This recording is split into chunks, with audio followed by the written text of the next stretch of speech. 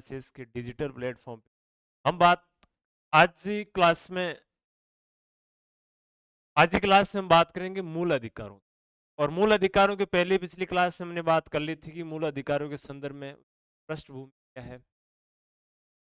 मूल अधिकार जैसे 1885 से लेकर 1895 से लेकर 1928 नेहरू रिपोर्ट और इसके संदर्भ में थोड़ी सी जो समितियां वगैरह संविधान सभा में रही थी इस संदर्भ में हमने मूल अधिकारों के संदर्भ में चर्चा कर ली। दूसरी बात अगर हम बात करें भारतीय संदर्भ में मूल अधिकार कितने हैं, 6 मूल अधिकार, इसकी चर्चा कर लेते। और हमने कहा था कि भारतीय संविधान के भाग 3 में अनुच्छेद 12 से लेकर अनुच्छेद 35 तक मूल अधिकार, यहीं तक हमने पहला मूल अधिकार समानता का अधिकार, समानता का अधिकार मूल अधिकारों के संदर्भ में हमने बात की थी कि अनुच्छेद 14 से लेकर अनुच्छेद 18 तक उल्लेख किया गया। क्लास में हमने समानता के अधिकार के तहत ही अनुच्छेद 14 की बात कर ली। आज हम बात करेंगे समानता के अधिकार की भी और उसके आगे जो अनुच्छेद आने वाले उसकी भी बात। यानी मैं एक चीज बात करूं समानता का अधिकार, अनुच्छेद 14 से लेकर अनुच्छेद 18 तक है। हमने ये भी बात कर ली थी कि अनुच्छेद 12 से लेकर अनुच्छेद 35 तक संविधान के भाग तीसरे में मूल अधिकारों का उल्लेख है। अनुच्छेद 12 में किसका उल्लेख है, इतना याद रखना था आपको कि राज्य की परिभाषा है। अनुच्छेद 13 किसका उल्लेख है और इतना याद रखना है कि इसमें अनुच्छेद 13 में विधि की परिभाषा, इन दोनों में क्या दे रखा है, परिभाषा इसमें दी। ठीक है, डिटेल से हमने अच्छी इससे पिछली क्लास में इसका डिस्कस हमने था। आज हम बात करेंगे समानता के अधिकार की।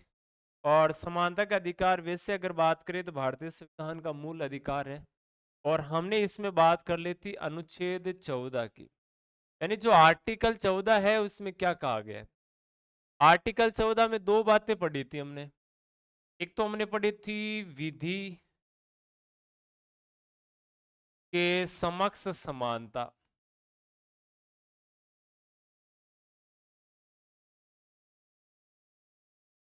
और एक हमने बात की थी विधियों का समान सर।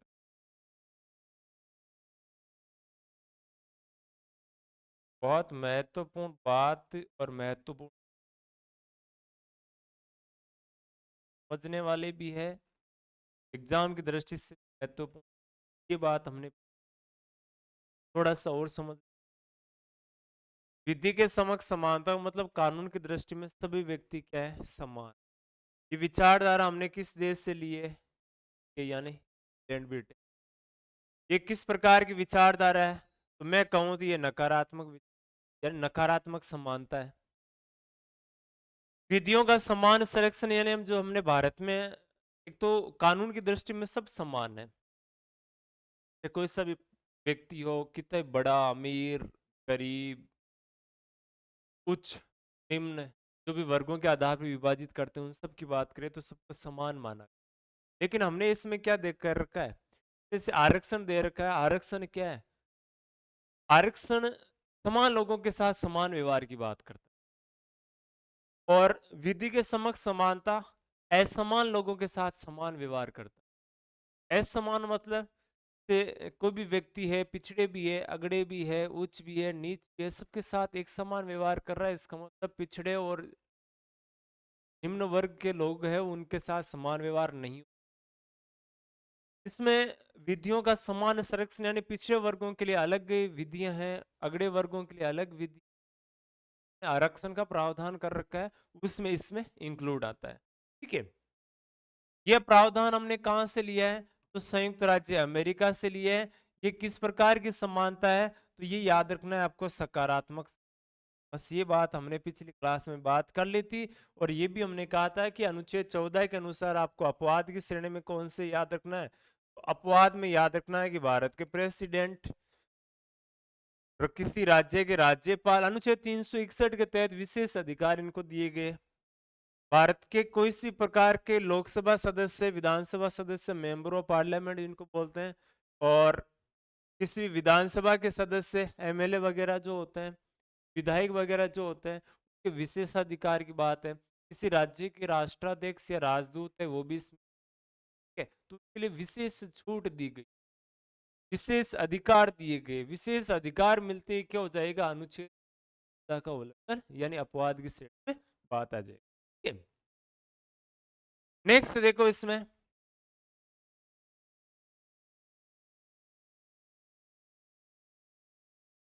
अनुच्छेद 14, सॉरी 15, अनुच्छेद 15 ये कहता है कि जो हमने, हालांकि बात तो समानता की होगी यहां पर भी, अनुच्छेद 15 के अनुसार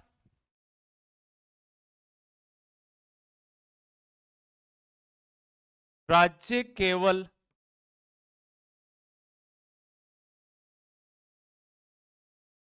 धर्म, मूल वंश,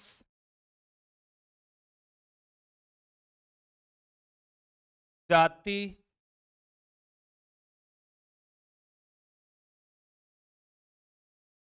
लिंग और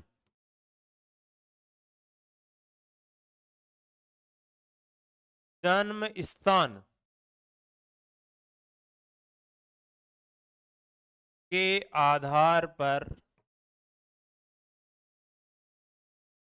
विभेद नहीं करेगा। इसका मतलब होता है भेदभाव नहीं करेगा।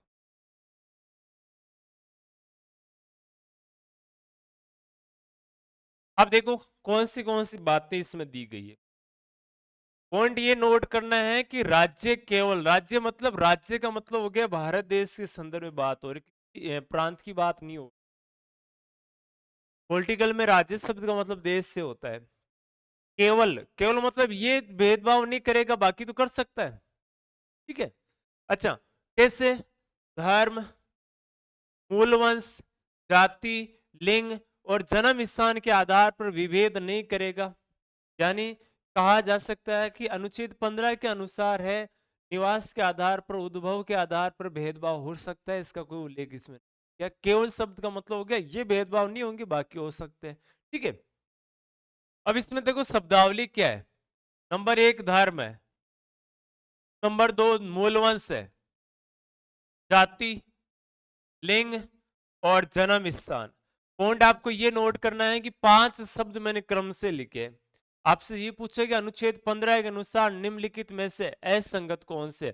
अब इसमें क्रम के हिसाब से पूछे तो याद रखना, इसी आधार पर नोट कर लेना आपको। और चलो कौन सा नहीं उल्लेखित है, तो कोई नया शब्द इसमें ऐड करके पूछे तो वो चीज हिसाब से आपको ऐड कर लेनी, नोट कर लेनी। ठीक है, तो ये चीज याद रखना, किस आधार पर विभेद नहीं किया जाएगा। यानी कोई भी व्यक्ति है, कोई सा भी धर्म मान्य है, राज्य के संदर्भ में वो व्यक्ति समान है, किसी भी धर्म के अनुयायी हो चाहे। मूल वंश, मूल रूप से उसका वंशावली किस आधार पर, कहां से चल रही, कहां से संचार, मान लो जैसे मूल वंश कहाँ का है उनका। जैसे हम राजस्थान की बात करें तो राजस्थान में पढ़ते हैं कि मेवाड़ से मूल वंश है। अच्छा, जाति, जो भी धर्म के अनुसार, जो धर्म में जातियां होती, किसी भी जाति का हो सकता है। लिंग यानी स्त्री और पुरुष में, इस प्रकार से मान लो कि के आधार पर विभेद नहीं करेगा। और जन्म स्थान, अब उसका जन्म मान लो कि भारत में हुआ, विदेश में हुआ, भारत के किसी राज्य में हुआ, यानी कोई भी व्यक्ति का मूल वंशावली है, कहां से, मान लो कि वो कहां से उठकर आए, कहां वर्तमान में बैठे हैं, उस आधार पर भेदभाव नहीं करेगा। जाति धर्म के आधार पर भेदभाव, यानी राज्य इस आधार पर कोई भेदभाव नहीं करेगा। ठीक है, अच्छा, सवाल ये बनता है कि ये भेदभाव तो नहीं करेंगे, लेकिन ये भेदभाव कहां नहीं करेंगे, ये भेदभाव कहां नहीं करेंगे। तो यहां नोट करना है कि ये भेदभाव है सार्वजनिक स्थानों पर नहीं होंगे।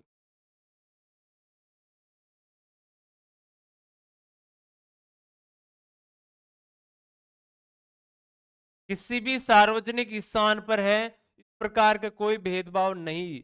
यानी सार्वजनिक स्थान जितने में, जैसे मान लो कि कुएं, बावड़ियां, तालाब, स्नाना घाट, लोगों के समागम के स्थान है, जैसे कुआं, तालाब, स्नाना घाट पहले हुआ करते थे, अलग अलग। मान लो कि वर्तमान में तो पर्सनल बाथरूम, पहले सुनाना घाट हुआ करता था पूरा गांव, वहीं पर मान लो कि एक नहाने के लिए, कपड़े धोने के आधार पे, पानी पीने के लिए अलग तालाब हुआ करता था। ठीक है, तो इस आधार पर कोई भेदभाव नहीं किया जाएगा। ठीक है, अच्छा, सार्वजनिक जैसे होटल है, भोजनालय है, इस आधार पर कोई भी जाति धर्म के आधार पर भेदभाव नहीं किया जाएगा। संविधान कहता है सबको समान रूप से, सर यानी सबको समान रूप से इसमें समानता का अधिकार इसमें रहेगा। ठीक है, अच्छा, इसमें एक चीज और नोट करनी है, अनुच्छेद 15 में राज्य क्या कर सकता है? राज्य महिलाओं और बच्चों के लिए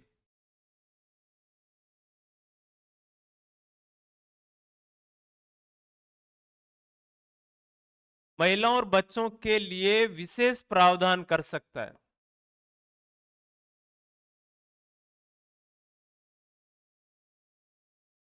राज्य महिलाओं और बच्चों के लिए विशेष प्रावधान कर सकता है। ये यानी ये तीन बातें तो इस अनुच्छेद में याद रखना आपको मूल रूप से लिखी हुई। अनुच्छेद 15 में जब संविधान लागू हुआ था, तीन बातें थी। अब ये कहते हैं कि महिलाओं और बच्चों के लिए विशेष प्रावधान, और जहां विशेष शब्द आता है इसका मतलब क्या होता है? अपवाद की बात आ गई उसमें। तो ऊपर लिखी हुई बात का तीसरा जो बात है वो क्या है? एक प्रकार से अपवाद है। यानी यहां तो बात की गई है, समानता की बात की गई है, यहां बात कर रहे हैं कौन सी हम? महिला और बच्चों के लिए विशेष प्रावधान किया जा सकता है। विशेष प्रावधान की बात आती है, क्या हो गई? विशेष प्रावधान की बात आते ही इसी अनुच्छेद का यह अपवाद हो गया। यानी विशेष देना किसी के लिए, किसी को विशेष मानना, किसी को विशेष तौर पे कुछ अधिकार देना, ये मूल बात का क्या है? एक प्रकार से अपवाद है। तो ये इस अनुच्छेद यानी 15 के ऊपर लिखी हुई दो बातों का क्या एक प्रकार से अपवाद है। ठीक है, ये भेदभाव तो नहीं किया जाएगा, लेकिन क्या ये भेदभाव नहीं है बच्चों महिलाओं का अधिकार देना? लेकिन ये ध्यान रखना, ये एक प्रकार से जो ये भेदभाव है किस प्रकार का है? सकारात्मक भेदभाव है ये। ठीक है, ये एक प्रकार से सकारात्मक, यानी महिलाओं का वर्ग है वो काफी समय से बाकी समाज से पिछड़े हुए वर्ग में पिछड़े हुए, मानो कि काफी समय से हम थोड़ा से इतिहास की तरफ जाने तो महिलाओं का वर्ग है पुरुष वर्ग की बजाय पिछड़ेपन में ज्यादा है। बच्चों के लिए विशेष आवश्यकता होती है, इनके लिए तो राज्य ऐसा प्रावधान कर सकता है। जैसे मान लो कि कुछ अधिनियम वगैरह बनाए गए इनके लिए, रोकथाम के लिए बनाए गए, बाल अपराध रोकथाम के लिए अधिनियम बनाए सरकार ने, किया जा सकता है। ठीक है, नेक्स्ट देखो इसमें। अब इसमें क्या है? जैसे मान लो कि एक तो नोट करना है आपको सामाजिक,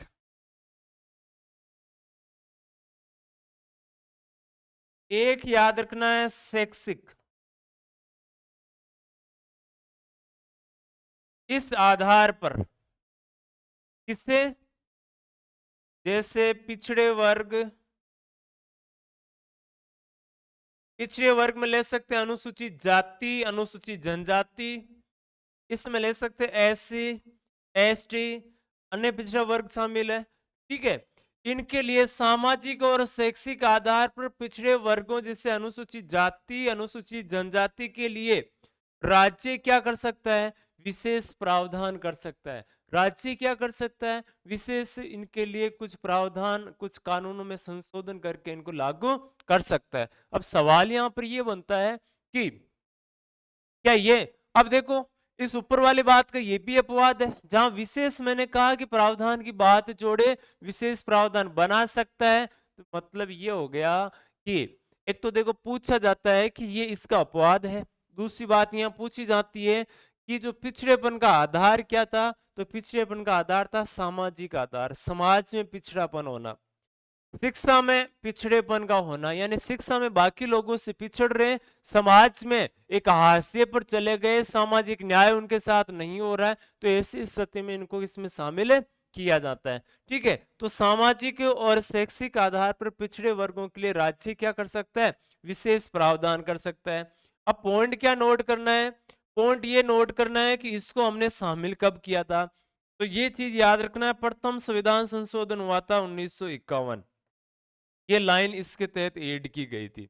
और मुद्दा हुआ था चंपाकम दोरायजनवाद 1951 का मद्रास राज्य में, और उस विवाद के बाद में ये अधिकार यानी इसमें शामिल किया गया।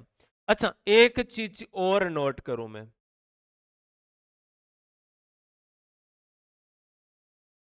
सामाजिक और शैक्षिक आधार पर जो पिछड़े वर्ग है, उन पिछड़े वर्गों को शिक्षण संस्थाओं में भी छूट संबंधी प्रावधान की बात की गई। शिक्षण संस्थाओं में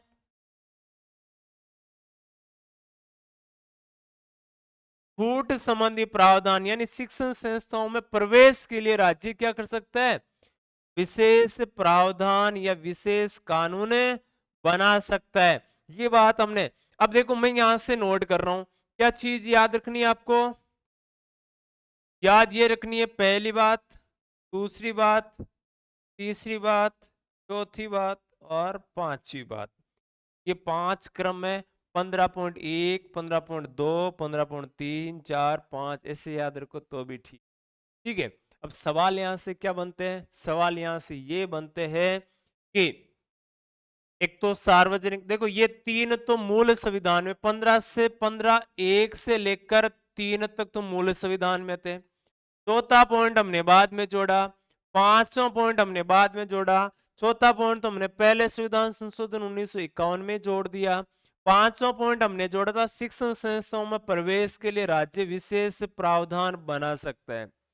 याद क्या रखना है, तो ये पॉइंट हमने जोड़ा था 93वां संविधान संशोधन हुआ था 2005 में, इसके तहत ये प्रावधान इसमें शामिल किया गया था। अब सवाल क्या याद रखना है, यहां से सवाल ये याद रखना है, अनुच्छेद 15 पूरा हमने लगभग बहुत सारी बातें इसमें डिटेल से कर ली है। राज्य केवल धर्म, मूलवंश, जाति, लिंग और जन्म स्थान के आधार पर विभेद नहीं कर सकता।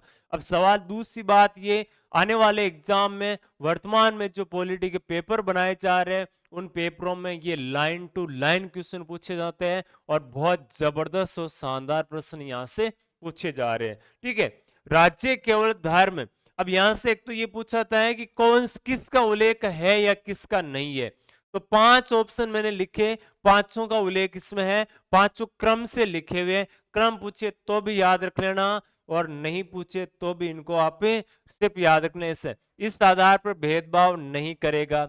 ये जो ऊपर भेदभाव लिखे हुए है ना, ये कहां नहीं होंगे, ये सार्वजनिक स्थानों पर नहीं होंगे। सार्वजनिक स्थान में कौन से आते हैं, जैसे गांव का गट्टा है जहां सारे लोग बैठकर पंचायती करते हैं, वो सार्वजनिक स्थान है। सार्वजनिक पानी पीने के लिए जैसे मान लो टंकी बनी हुई है, कुआं है, तालाब है, कोई बावड़ी है। अब आजकल तालाब बावड़ियों से पानी नहीं पीते, लेकिन पानी की टंकी या नल जरूर लगा होता है, वो सार्वजनिक स्थान है। यानी उस पर क्या होता है, लोगों का समागम होता है, लोग सारे वहां पर मिलते हैं। मान लो कि जैसे पानी भरने के लिए जाओ, या फिर पहले हुआ करता था तालाब, बावड़ी, कुएं या फिर सनाना घाट, ये सार्वजनिक समागम के स्थान हुआ करते, इस आधार पर भेदभाव नहीं किया जाता था।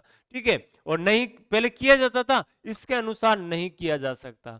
ठीक है, भोजनालय है, कोई भी स्थान जैसे कोई होटल है, उस पर किसी प्रकार से उसमें क्या है, भेदभाव या विभेद, यानी राज्य ऐसा कोई कानून नहीं बनाएगा जिसके आधार पर इसमें भेदभाव कर सके। ठीक है, ये बात इसमें ऐड थी, लेकिन इसमें यह जरूर कहा गया 15 में कि राज्य महिलाओं और बच्चों के लिए क्या कर सकता है, इनके लिए विशेष प्रावधान बना सकता है। तो ये जो भेदभाव है ना, ये एक प्रकार से सकारात्मक भेदभाव होता है। ठीक है, कैसा होता है, सकारात्मक भेदभाव इसमें होता है।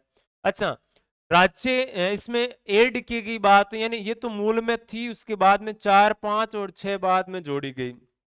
सामाजिक और शैक्षिक आधार पर, यानी समाज में पिछड़ापन, शिक्षा में पिछड़ापन, पिछड़े हुए वर्ग जैसे SC ST के लिए राज्य विशेष प्रावधान बना सकता है, और ये हमने जोड़ी थी प्रथम संविधान संशोधन 1951 में।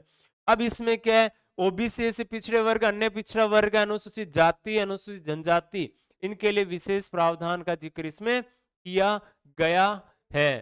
ठीक है, नेक्स्ट देखो, इसमें सामाजिक और शैक्षिक आधार पर पिछड़े वर्गों के लिए शिक्षण संस्थाओं में प्रवेश की बात है, तो उसमें आरक्षण का प्रावधान इसमें किया जा सकता है। छूट संबंधी मतलब आरक्षण का प्रावधान इसमें किया जा सकता है। ठीक है, अब इसमें उच्च शिक्षण संस्थाओं वर्तमान बात करूं तो निजी और सरकारी शिक्षण संस्थान दोनों शामिल है। कम शामिल किया गया इसको, तो 93वां संविधान संशोधन हुआ था 2005 में, उसके तहत इसको शामिल किया गया। नेक्स्ट देखो, हम बात करें तो आ जाएगी अपनी बात, हमने किया था 103वां संविधान संशोधन,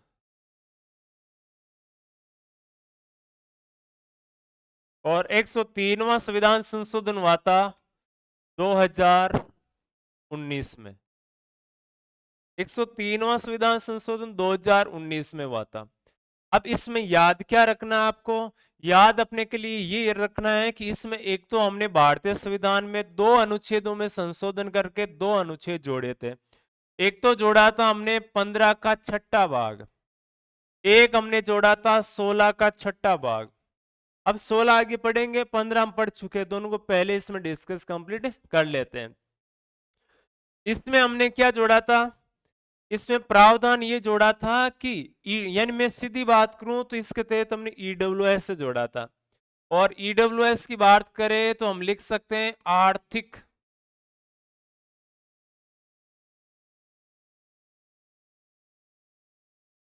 पिछड़े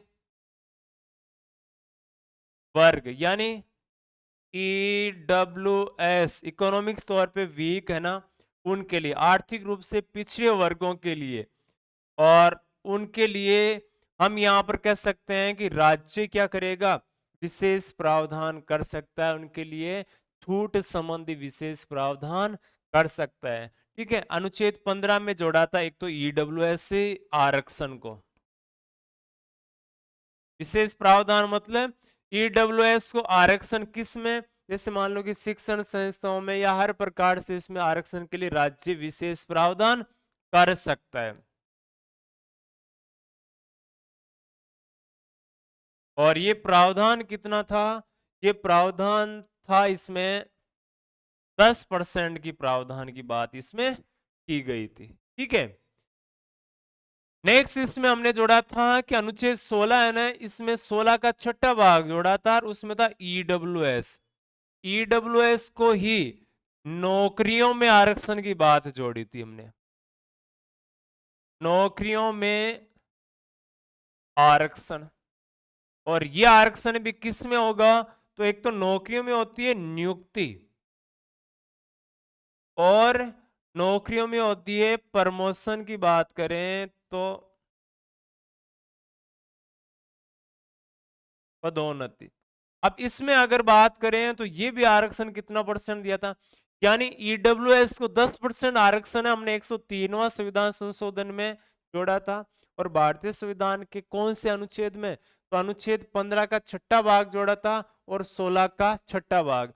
इस आरक्षण की बात करें तो इस आरक्षण में अनुच्छेद 4 में आरक्षण है ना, उस आरक्षण के अतिरिक्त आरक्षण की बात इसमें ही ध्यान रखना। और इसमें भी जो आरक्षण दिया था वो 4 और जो 5 है ना, जिनको मिला हुआ आरक्षण 16 15 के 4 और 5 में, उसके अतिरिक्त आरक्षण की बात इसमें शामिल की गई थी। ठीक है, तो मुख्य तौर पे इसमें याद रखना है, ये कुछ बातें कुछ जानकारी आपको नोट करनी है। ठीक है, ये चीज। अच्छा, अब सवाल अपने लिए बनता है कि अनुच्छेद 16 क्या कहता है।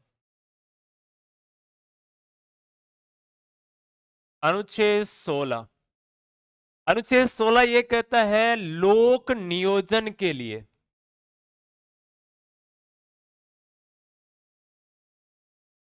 लोक नियोजन के लिए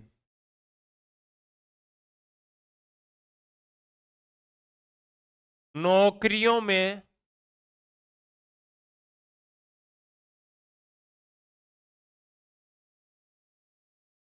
अवसर की समानता, यानी लोक नियोजन के लिए, लोक नियोजन का मतलब नौकरी होता है, सरकारी व्यवस्था को ढंग से संचालित करने की बात इसमें। अब जो नौकरियां हैं उस नौकरियों में सभी व्यक्तियों को जो अवसर है वो समान रूप से उपलब्ध करवाया जाएगा, तो अवसर की यानी सब लोगों को अवसर मिलेगा नौकरी प्राप्त करने का। ठीक है, लेकिन इसमें कुछ बातें और ऐड की गई है। इसमें 16 में ये बात दी गई है कि ये जो अवसर की समानता है, नौकरी प्राप्त करने का सबको अवसर मिलेगा, और एक चीज ये नोट करना है कि यह केवल भारतीयों को प्राप्त है, केवल भारतीय नागरिकों को प्राप्त है।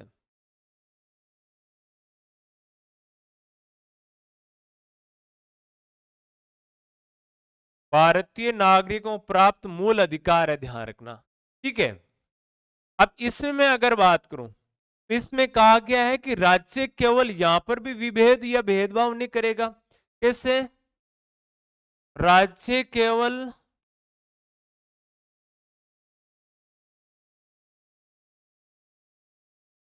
अब वही 5 बातें तो याद रखनी है जो 15 में पढ़ी थी, उसके अलावा और जोड़ना है। राज्य केवल धर्म,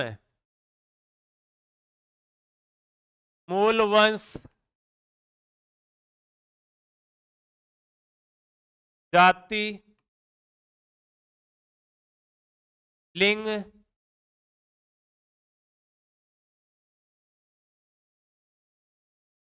उद्भव,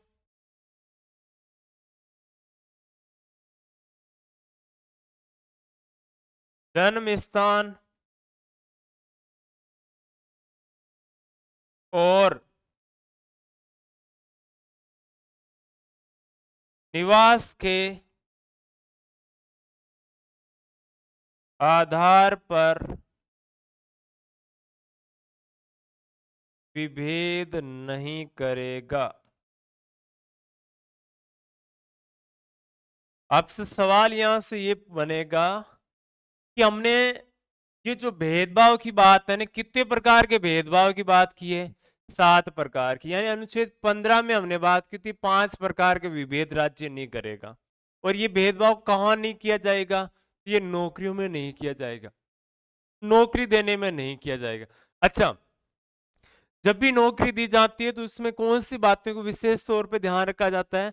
उसमें इन बातों का ध्यान रखा जाता है। हालांकि आरक्षण इसका अपवाद है, ध्यान रखना। आरक्षण हम कहते हैं कि जाति के आधार पर आरक्षण है, हर जाति, कुछ जातियों को आरक्षण है, कुछ जातियों को नहीं है। ठीक है। अच्छा, लिंग के आधार पर करें तो महिलाओं के लिए आरक्षण है इसमें, तो महिलाओं के आधार की बात करें तो इसमें विशेष प्रावधान की बात आगे हम करेंगे। लेकिन याद रखना है कि एक तो धर्म है, एक मूलवंश, जाति, लिंग और जन्म स्थान, ये 5 शब्दावली है ना, वही याद रखना अनुच्छेद जो हमने 15 में पढ़ी थी। ठीक है। अलग क्या है इसमें? तो अलग है, एक तो उद्भव के आधार पर और एक है निवास के आधार पर। अब कोई व्यक्ति कहीं का रहने वाला हो, कहीं के आधार मानो कि भारत के किसी भी हिस्से में रहने वाला हो, निवास के आधार पर राज्य भेदभाव नहीं करेगा। एक उद्भव के आधार की बात करें कि उसका उद्भव कहीं पर वाव, मान लो कि कहीं का, जैसे कुछ जातियां कहाँ उद्भव हुई, उद्भव हुआ उनका, ठीक है, कहां से आई है वो, जैसे मतलब हम इतिहास में पढ़ते हैं कि कुछ आर्य जैसे विदेशों से आए थे, इस आधार पर भेदभाव नहीं करेंगे कि आपके पूर्वज कहां से आए थे, किस आधार पर भारत रहे, इस आधार पर भेदभाव हम नहीं कर सकते नौकरी के मामले में। तो याद रखना, इसमें 7 प्रकार के विभेद इसमें नहीं किया जाएगा। अनुच्छेद 16 की मैं थोड़ी और जानकारी बताऊं तो इसमें राज्य है, अनुच्छेद 16 में इसमें कहा गया है संसद के पास में यह अधिकार है, वो विधि निर्मित करके किसी राज्य के लिए विशेष प्रावधान कर सकती है कि स्थानीय लोगों को स्थानीय स्तर पर अधिक अवसर मिले। यानी यहां पर एक चीज है, निवास के आधार पर भेदभाव किस, यानी निवास के आधार पर भेदभाव करने के लिए संसद क्या कर सकती है? विधि निर्मित कर दे। तो अपवाद हुआ या नहीं हुआ इसका? ठीक है। तीसरा भाग है, इसी का ध्यान रखना, अनुच्छेद 16 का ही भाग है। अब जैसे कर्नाटक में, कर्नाटक के लोग में जिसमें बात करूं, कोई राज्य है जिसमें क्या है, स्थानीय लोगों को तो सरकारी नौकरी मौका ही नहीं मिल रहा है, बाहर के लोग सारे के सारे लगे, तो इसमें संसद क्या कर सकती है? स्थानीय लोगों को मौका देने के लिए कुछ पदों पर आरक्षण कर सकती है कि ये इतने पद इसी आधार पर होंगे। राज्य इस आधार का कोई कानून नहीं बना सकते हैं, विधानमंडल के पास में ये अधिकार नहीं होता है। ठीक है। अब मैं यहां से बात करूं ना अनुच्छेद 16 की एक बात, तो इसमें बात आएगी अपने आरक्षण की। फिर नौकरियों में आरक्षण है, और नौकरियों में आरक्षण कौन से में दे रखा है? अनुच्छेद 16 का चौथे भाग में दे रखा है। किसको? इसमें देखो एससी को आरक्षण है, इसमें एसटी को आरक्षण है, इसमें ओबीसी को आरक्षण है। यानी इसमें वर्गानुसार वर्गों को आरक्षण दे रखा है। इसमें जातीय, एससी, अनुसूचित जाति, अनुसूचित जाति, जनजाति, अन्य पिछड़ा वर्ग, इनको नौकरियों में क्या दे रखा है, आरक्षण का प्रावधान कर रखा है। एक में बात करूं अनुच्छेद 16 का छठा भाग, इसमें भी आरक्षण है नौकरियों में। किससे आरक्षण है, तो ईडब्ल्यूएस को आरक्षण है, 10% आरक्षण दे रखा है। तो ये प्रावधान इसमें दिया हुआ है। जैसे मान लो कि जैसे ओबीसी की बात करें तो सेंटर के अकॉर्डिंग 27% है, और राजस्थान में उसमें 21% आरक्षण दे रखा है। ठीक है, इसी प्रकार के एससी के लिए, एससी का आरक्षण मान लो जैसे 16% है, एसटी का आरक्षण है जैसे 7.5% है। ये जो आरक्षण दे रखा है ये 16 के चौथे भाग में दिया हुआ है। ठीक है, ये जनसंख्या के अकॉर्डिंग है, जनसंख्या के अनुपात में इस प्रकार से जातियों को पिछड़ेपन के आधार पर आरक्षण मिला हुआ है। अब मैं जैसे बात करूं तो लगभग भारत में बात करें तो लगभग ईडब्ल्यूएस को मिलाकर 59.5% के लगभग आरक्षण प्राप्त है, और हमारे पास बस कितने रहे, लगभग 40% के आसपास पद है जो अनारक्षित पदों में माना जाता है। ठीक है, ये विशेष तौर पे अब यहां से पूर्ण नोट करना है कि आरक्षण का प्रावधान कहां पर है, केवल भारतीयों को प्राप्त है।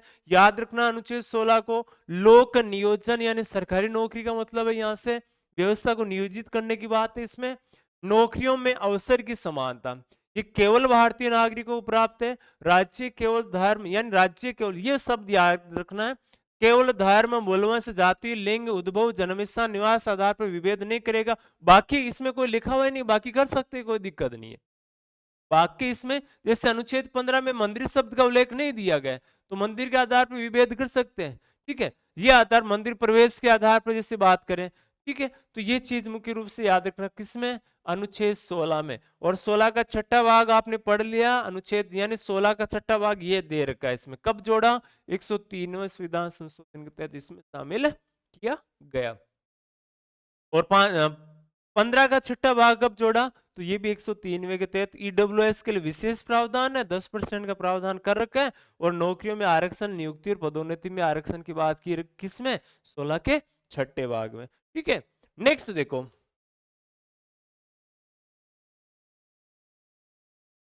अनुच्छेद 17। और 17 बहुत अच्छा और बहुत ही जबरदस्त अनुच्छेद है जिसको आप अच्छे से याद रखते हो सामान्य तौर पे।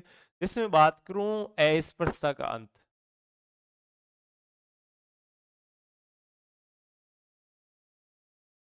इसको हम सीधी भाषा में बात करें तो इसको बोल सकते हैं छुआछूत का अंत। भारत पर विदेशी ताकतों ने इसी वजह से ज्यादा शासन कर पाए थे, क्योंकि हम आपस में लड़ते थे। दूसरे देशों से लड़ने की जरूरत नहीं है भारतीयों को।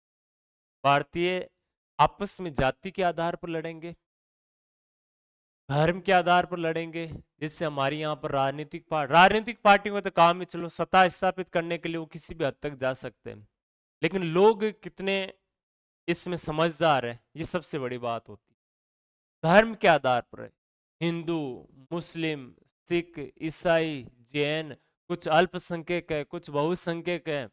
ठीक है, कुछ खतरे में है, कुछ खतरे में नहीं है, लेकिन राजनीतिक पार्टियां उनको खतरे में डाल देती है। राजनीति में जैसे धर्म का प्रवेश होता है वो चीज सबसे महत्वपूर्ण है। दूसरी बात, चलो धर्म की राजनीति क्या होता है, एक उच्च स्तर पे होती है, राष्ट्रीय लेवल की राजनीति होती है, ध्यान रखना। जब बात राज्यों की आती है तो राज्य में होती है जाति की राजनीति। जाति के आधार पर विधानसभा सीटों का बंटवारा होता है, जाति के आधार पर वोटों का बंटवारा होता है, किस जाति की ज्यादा है, किस जाति के कम है, जाति के आधार पर उसको क्या होता है, आपस में लड़ाया जाता है। एक जाति दूसरी जाति से लड़ती है, और कुल मिला के चुनाव होने के बाद में वो लड़ाई लड़ो तो ठीक है, नहीं लड़ो तो अगले चुनाव में काम आएगी। ठीक है, इस आधार पर विभाजित कर रखा है। दूसरी बड़ी समस्या ये है, समस्या सबसे बड़ी जो भारत में आजादी की समस्या थी, छुआछूत की समस्या। जातिकरण आज भी चल रहा है, जाति धर्म की राजनीति तो बहुत लंबे इंडिया की चलेगी, बहुत लंबे समय तक चलेगी, क्योंकि लोग जब तक पूर्ण रूप से शिक्षित नहीं होंगे तब तक जाति धर्म और सामाजिक आधार पर छुआछूत की राजनीति चलेगी। जिस दिन मान लो कि शिक्षित हो जाएगा इंडिया पूरा और इन चीजों को समझने लगेगा, उस दिन इन चीजों से थोड़ा सा साइड में हो। ठीक है, छुआछूत आपको पता हो तो उच्च और नीच आधार पर राजनीति होती है, यानी किसी वर्ग को उच्च मानना, किसी वर्ग को निम्न मानना। उच्च वर्ग के अगर नजदीक भी चला गया, निम्न कोई वर्ग है जिसको शूद्र माना जाता है, उसने उसको टच भी कर लिया, उसे किसी वस्तु को छू लिया, तो उसके बाद में वो वस्तु गंदी हो जाएगी। यानी इस प्रकार की आपने किसी व्यक्ति को, अब जैसे मान लो कि किसी व्यक्ति ने, अछूत व्यक्ति ने किसी व्यक्ति को टच कर लिया, तो उसको बोलते हैं कि ये मान लो कि ये अछूत था, अब छुआछूत के तहत उस व्यक्ति को नहा के आना पड़ता था। इस प्रकार के प्रावधान जो थे भारत को बहुत लंबे समय तक, ठीक है। अनटचेबल टचेबिलिटी की बात करते हैं, या छुआछूत, या हम बात करते हैं अस्पृश्यता। अब जैसे ही भारत आजाद हुआ था, आजादी की बात में ये अनुच्छेद ऐसा है मूल अधिकारों में, अनुच्छेद 17, जिसका कोई उप अनुच्छेद नहीं है, ध्यान रखना, इसका कोई उपभाग नहीं, ये मूल अनुच्छेद ही है। अब यहां से क्या याद रखोगे, इसमें हमने क्या किया, अनुच्छेद 17 के तहत ही हमने क्या किया, इसमें अनुच्छेद 35 के तहत इस पर कानून बनाया जा सकता है। तो हमने क्या किया, 1955 में अस्पृश्यता अपराध अधिनियम 1955 बनाया था, याद रखना है, अस्पृश्यता अपराध अधिनियम 1955। अस्पृश्यता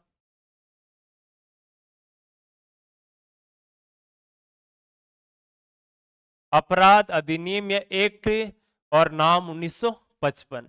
फिर हमने क्या किया, इसमें थोड़ा सा संशोधन कर दिया, और संशोधन कब किया, 1976 में। इसका नाम हमने बदल दिया, बदल कर दिया नागरिक अधिकार अधिनियम 1955। नागरिक अधिकार अधिनियम 1955 बदला कब, 1976 में। सिविल अधिकार एक्ट 1955 भी कह सकते हैं इसको, ठीक है, ये नाम कर दिया गया। एक तो ये, इसमें अस्पृश्यता के संदर्भ में कुछ प्रावधान शामिल किए कि मान लो कि कोई व्यक्ति है, किसी को इस आधार पर छुआछूत मानता है, टच करने के बाद में अपने आप को, या इस प्रकार की नीचता दिखाने से संबंध में कोई प्रकार की शब्दावली का प्रयोग करता है, किसी को तुच्छ शब्दों का प्रयोग करता है, तो इससे प्रावधान शब्दों का प्रयोग करता है, तो उस पर केस दर्ज हो सकता है इसके आधार पर। एक याद रखना, SC ST अनुसूचित जाति, अनुसूचित जनजाति, इन पर जो अपराध होते हैं, उन अपराध को रोकथाम यानी अपराध निवारण के संदर्भ में, अत्याचार निवारण के संदर्भ में हमने एक एक्ट बनाया था, कौन सा, 1979। इसके तहत भी आपने बताया SC एक्ट होता है, वो यही एक्ट होता है, यानी इस आधार पर भेदभाव किया जाता है, शब्दावली का प्रयोग किया जाता है, किसी को टारगेट करके इस प्रकार के शब्दों का प्रयोग किया जाता है, तो इसके तहत केस दर्ज हो सकता है, और सुनवाई इसमें न्यायालय में हो सकती है, ठीक है। तो इसमें 2018 में कुछ प्रावधान, कुछ संशोधन जरूर किए थे, लेकिन ये वर्तमान में दोनों ही 1955 वाला भी और 1989 वाला, दोनों अनुच्छेद 17 के तहत लागू है। यानी सीधा सीधा पूछा था, अस्पष्ट अपराध या छुआछूत का अंत संविधान के किस अनुच्छेद में दे रखा है, तो 17 में दे रखा है। अनुच्छेद 18 की बात करें,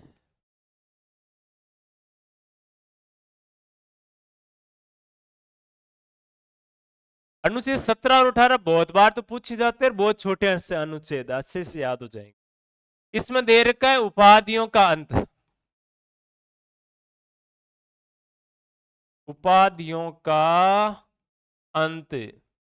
अच्छा, पहले आपने देखा होगा राजा महाराजा, इस प्रकार की बहुत सारी उपाधियां उनके पास हुआ करती थी, लंबी चौड़ी उपाधियां हुआ करती थी। उपाधि का मतलब होता है किसी व्यक्ति को विशेष अधिकार देना, बाकी लोगों से विशेष अधिकार देना। कि अनुच्छेद तो 14 से लेकर 18 तक कहा गया है कि सब समान है, सब समान है, तो किसी व्यक्ति को विशेष अधिकार क्यों, सवाल सबसे बड़ा ये नहीं कि किसी भी एक व्यक्ति को विशेष अधिकार क्यों दिए जाए, तो विशेष अधिकार क्यों दिए जाए, तो सवाल ये बनता है कि इसमें उपाधियां क्यों दी जाए, ठीक है। जैसे गांधी जी को केसर ए हिंद उपाधि, जैसे राजा चक्रवर्ती सम्राट महाराजा धीराज, ठीक है, कि इस प्रकार की जो उपाधियां दी जाती है का अंत इसमें किया गया है, समाप्ति की बात इसमें की गई है, ठीक है। अब यहां से क्या चीज याद रखना है, इसमें देखो, एक तो याद रखना शिक्षा, और एक याद रखना है सेना या सैन्य। इन दो को छोड़कर कोई उपाधि नहीं दी जाएगी, सेना में जैसे वीर चक्र है, परमवीर चक्र है, महावीर चक्र है, अशोक चक्र है, ये उनकी वीरता पर आधारित, यानी उनकी जो काबिलियत होती है, वीरता प्रदर्शित किए जाते हैं, उसके उपलक्ष्य में दिए जाता है एक सम्मान, एक उनकी ये प्रदर्शित करने के जैसे बहुत महान कार्य किया उन्होंने देश की। शिक्षा में जो उपाधियां दी जाती है, जैसे मान लो किसी व्यक्ति के नाम के साथ में डॉक्टर की उपाधि जुड़ती है पीएचडी करने के बाद में, या मान लो कि जैसे मान लो कि डॉक्टरेट एमबीबीएस वगैरह करने के बाद में ये शब्दावली जुड़ती है, ये उपाधियां लिटरेचर के संबंध में कोई उपाधि दी जाती है, तो ये उपाधियां हैं उसको मेहनत करके हासिल करनी होती है। एक चीज याद रखना, एक सम्मान होता है अपने लिए। सम्मान कौन से? जैसे भारत रत्न नाम सुना होगा आपने,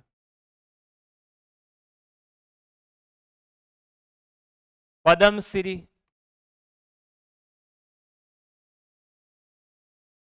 पद्म भूषण,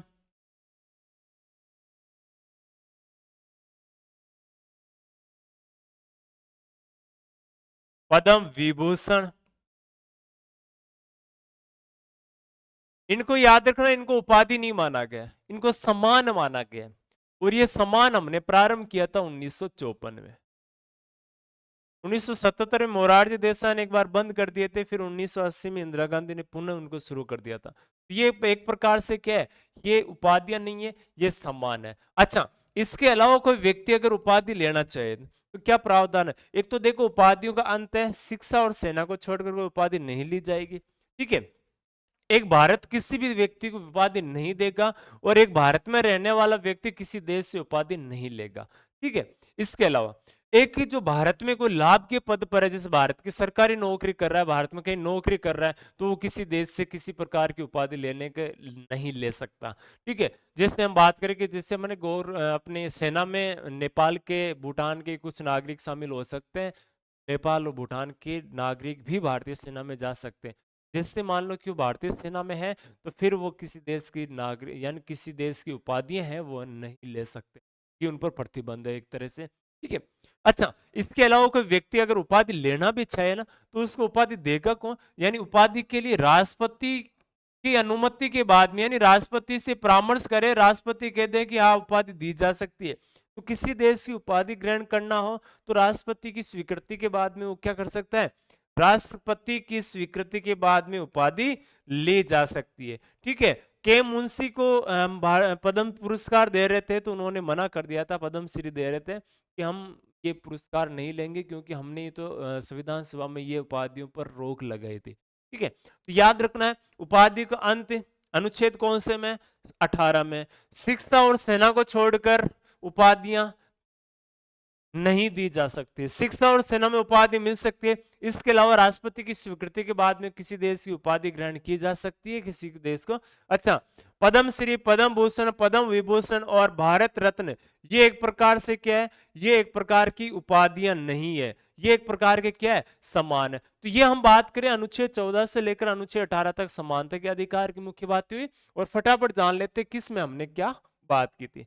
सबसे पहले देखो, इसमें हमने बात की थी समानता के अधिकार, अनुच्छेद 14 में हमने 14 से 18 तक दे रखा है। विधि के समक्ष समानता, और ये हमने लिया था यूनाइटेड किंगडम यानी यूके से, ठीक है। और ये नकारात्मक समानता है, विधियों का समान संरक्षण अमेरिका से लिया, सकारात्मक है। अनुच्छेद 15 कहते हैं राज्य केवल धर्म, मूलवंश, जाति, लिंग और जन्म स्थान के आधार पर विभेद नहीं करेगा, ठीक है। और ये विभेद कहां नहीं करेगा? सार्वजनिक स्थानों पर नहीं करेगा। एक शब्द याद रखना, इसमें मंदिर का उल्लेख नहीं है, मंदिर का उल्लेख नहीं दिया गया है, ठीक है। राज्य महिला और बच्चों के लिए विशेष प्रावधान कर सकता है। सामाजिक और शैक्षिक पिछड़े वर्ग है, शिक्षा के आधार पर पिछड़े वर्ग है, जैसे पिछड़े वर्ग है, एससी एसटी, इनके लिए राज्य विशेष प्रावधान कर सकता है। और इन्हीं सामाजिक और शैक्षिक आधार पर पिछड़े वर्गों के लिए शिक्षण संस्थाओं में प्रवेश संबंधी छूट की बात इसमें की गई है, ठीक है। अनुच्छेद याद रखना, 15 का छठा भाग और 16 का छठा भाग हमने 103वें संविधान संशोधन 2019 में जोड़ा था, और इसमें ईडब्ल्यूएस के ये राज्य 10% आरक्षण की बात कर सकता है, विशेष प्रावधान। और 16 के छठे भाग में क्या है? ईडब्ल्यूएस नौकरियों में आरक्षण और नियुक्ति, अगर हम बात करें तो नियुक्ति और पदोन्नति में 10% आरक्षण का प्रावधान भारत सरकार कर सकती है, राज्य का मतलब भारत सरकार है। अनुच्छेद 16 लोक नियोजन के लिए नौकरियों में अवसर की समानता, ये केवल भारतीय नागरिकों को प्राप्त अधिकार है। आगे हम बात कर लें कौन से मूल अधिकार है जो भारतीय नागरिकों को लिए। ये राज्य केवल धर्म, मूलवंश, जाति, लिंग और उद्भव, जन्म स्थान के आधार और निवास स्थान के आधार पर विभेद नहीं करेगा। यानी ये देखो पहले भाग इसमें दे रखा है, इसी का दूसरा भाग है, इसमें ये बात दी गई है। ये मुख्य रूप से याद रखना है, ठीक है। और दूसरी बात क्या नोट करना है, इसका जो आरक्षण की बात है तो 16 के चौथे भाग में एससी एसटी और ओबीसी को आरक्षण दिया हुआ है और 16 के छठे भाग में ईडब्ल्यूएस को आरक्षण इसमें दिया हुआ है। ये पॉइंट नोट करना। तीसरे में कि राज्य मानो कि स्थानीय लोगों के लिए या निवास के आधार पर संसद विधि निर्मित करके क्या कर सकती है, विभेद कर सकती है। तीसरी बात में ये दी हुई है। 17 में अस्पृश्यता का अंत अधिनियम कानून बनाया था, अस्पृश्यता अपराध अधिनियम 1955, और फिर हम संशोधन करके 1976 में अस्पृश्यता की जगह क्या कर दिया, नागरिक अधिकार अधिनियम 1955 कर दिया था। और हमने याद रखना 1989 में क्या किया था, 1989 में अनुसूचित जाति अनुसूचित जनजाति अत्याचार निवारण अधिनियम 1989 के नाम से संसद ने बनाकर लागू किया था। ठीक है, नेक्स्ट देखो अनुच्छेद 18 उपाधियों का अंत, और किसी प्रकार की कोई उपाधि नहीं दी जाएगी, यानी किसी सेना और शिक्षक को छोड़कर इसके अतिरिक्त कोई प्रकार से किसी व्यक्ति को कोई उपाधि नहीं दी जाएगी। इसके अतिरिक्त भी कोई व्यक्ति उपाधि ग्रहण करता है तो भारत के राष्ट्रपति की स्वीकृति के बाद में ग्रहण कर सकता है। राष्ट्रपति तभी अनुमति देंगे उसके अकॉर्डिंग अगर ठीक लगे तो, ठीक है। जबकि बाकी भारत रत्न, पद्मश्री, पद्म पुरस्कार ये याद रखना 1954 से शुरू हुए थे भारत रत्न मिलना। ये पुरस्कार भी 1954 से शुरू हुए थे। फिर हम आगे बात करेंगे स्वतंत्रता के अधिकार वगैरह, और वो करेंगे हम नेक्स्ट क्लास में। तो आप इसी प्रकार से बने रहिए, मस्त रहिए, जबरदस्त रहिए, और शानदार तरीके से आप प्यारी सी मुस्कान के साथ तैयारी करते रहिए। हम इसी प्रकार आप सेम टाइम पर सेम क्लास से आपको मिलती रहेगी। आज के लिए जय हिंद, नमस्कार साथ।